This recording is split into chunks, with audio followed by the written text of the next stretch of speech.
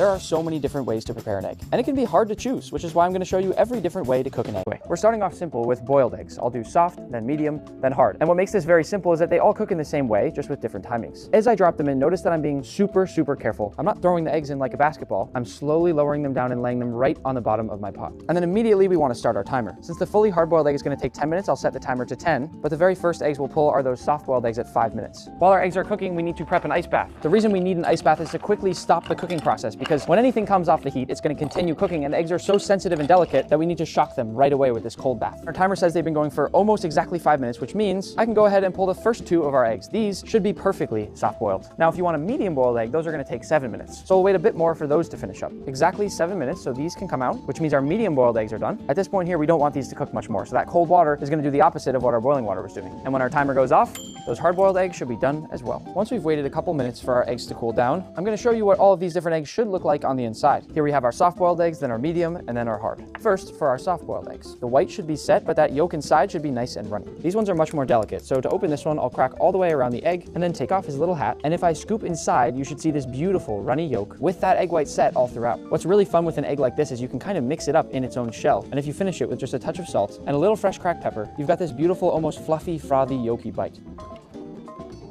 For medium-boiled eggs, the outside's going to be set, but the inside's going to be that nice jammy yolk that you see all over social media. One thing I love is that everybody has a different method of cracking open their eggs. I like to get one big piece off all at once. Now, if we slice in, you should see that we have this beautiful, squishy, jammy yolk in the middle, and a nice, soft, squishy white on the outside. And this, for me, is one of my favorite ways to cook and eat an egg. I'm going to open our second one and see if it's any better. There's something so satisfying about cooking the perfect medium-boiled egg. A hard-boiled egg needs no introduction. These are probably the easiest of the 3 to cook. If you've boiled it for longer than that 10-minute mark, the full egg should be firm and set. When I cut this one open, we should have a fully set yolk, and the white will be firmer. I describe it even as a touch rubbery. Ooh, look at that yolk. Moving on, I'm going to show you the simple art of poaching an egg. The first step is to your pot of boiling water, add just a splash of vinegar. What the vinegar does is helps your egg keep a nice shape while it cooks. I'll start by cracking an egg into a fine mesh strainer, and as you can see, when I roll it around, we'll lose a little bit of that extra egg white. This here is an optional step, but it will give you cleaner poached eggs. The next step is to create a little vortex in your pot of boiling water. Once you get a nice little vortex going, quickly and carefully drop your egg into the center and let it swirl around. What that vortex is doing is spinning and keeping the egg right in the center, which, working together with the vinegar, is going to hold everything together to get us a nice, clean poached egg. After about 2 to 3 minutes, you can start thinking about pulling out your poached egg. My favorite way to check if it's done is to just poke where that yolk is, and if it's nice and soft and squishy, and the white looks like it's firm enough, then it's done. The last little step some people do is trim off those extra little bits to make it look a little bit cleaner, and then you have yourself a beautiful poached egg. My favorite way to enjoy poached eggs is Eggs Benedict. I've been making this ever since I was a kid. I think it is one of the best breakfast foods out there. Oh my gosh, it looks so good. I'll finish these off with a touch of smoked paprika, and then, because it's my favorite herb, just a few little bits of fresh dill.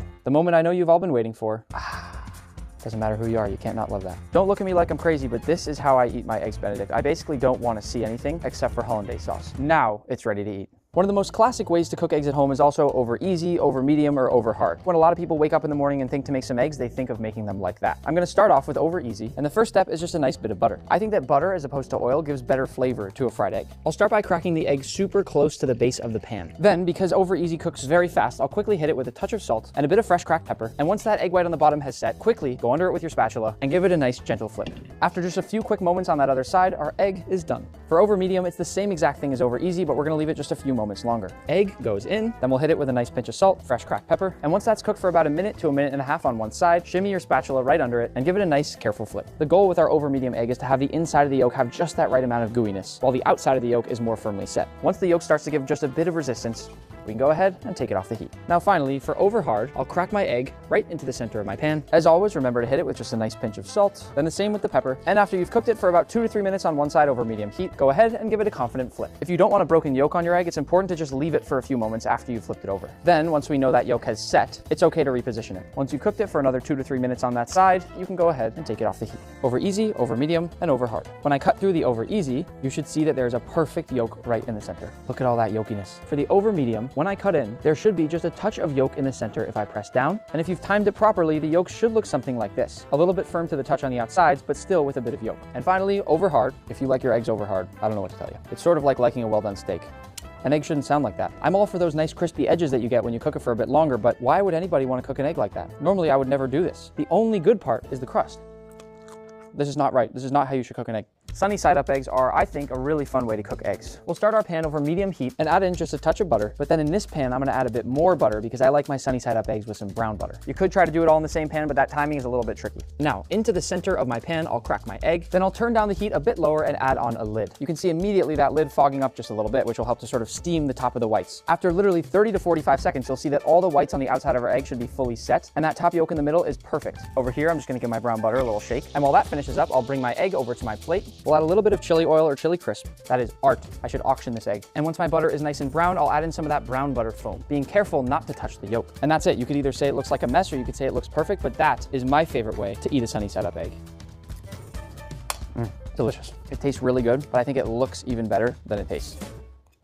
Maybe I do like eggs. I've got a very simple method for scrambled eggs. I'm gonna make mine with 3 eggs, and we start by simply cracking all 3 eggs into a cold, non-stick pan. It's very important that you make sure the pan is non-stick. Next, before doing anything else, grab a few bits of butter, then cut it up into a few small cubes and add this to your pan. We'll turn the heat to medium-low and then begin stirring. You may have seen Gordon Ramsay do a method for eggs like this before. The way it all happens from here is stirring 30 seconds on the heat, then 30 seconds off, but still keeping that flame on so we have it ready when we need to go back. And it basically prevents overcooking so your scrambled eggs don't become rubbery. As you stir, keep a timer in your head. 30 seconds on, then 30 seconds off. Always making sure to scrape every part of the pan at any given moment to make sure no egg sits in one place for too long. What we're basically doing right now is breaking apart all of those egg curds to give us a very silky smooth final product. I know this might look like overkill, but in reality it only really takes a couple minutes, and after trying a lot of different types of scrambled eggs, this one is by far my favorite. You can see now that the eggs are starting to clump up just a bit. So at this point we'll go back and forth a few more times, but have to be ready to season. To season our eggs, I'll go in with a touch of salt. The reason we don't add it earlier is because it can mess with the structure of the eggs. Just a touch of fresh cracked pepper, and my secret ingredient, chicken bouillon powder. This is a trick from my grandfather who didn't cook much, but got me to fall in love with good scrambled eggs. It adds this incredible umami creaminess, and I still use the exact brand that he always used. Once we've added those seasonings, back onto the heat where we'll stir it up just a little bit more, and this is the point where we can really let those eggs start to set. I like to serve my scrambled eggs when they're still just a bit glossy, because remember, these are still gonna cook as they sit on the plate. If you have creme fraiche and you wanna add a bit of extra creaminess at the end, fold just a touch of creme fraiche into your eggs with that seasoning, but otherwise, just to keep them nice and fancy, I like to top them off with just a few chives. And those are my grandpa's scrambled eggs.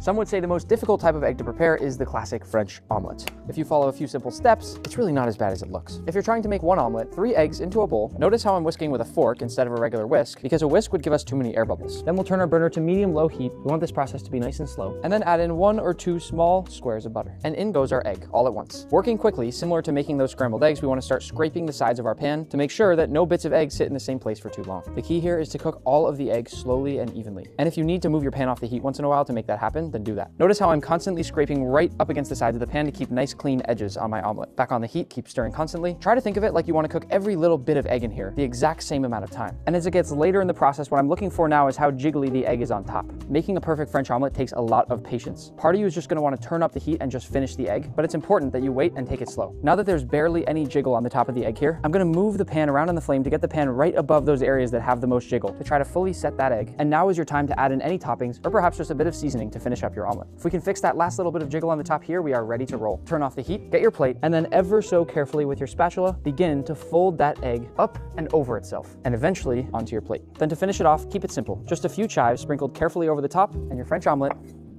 is complete.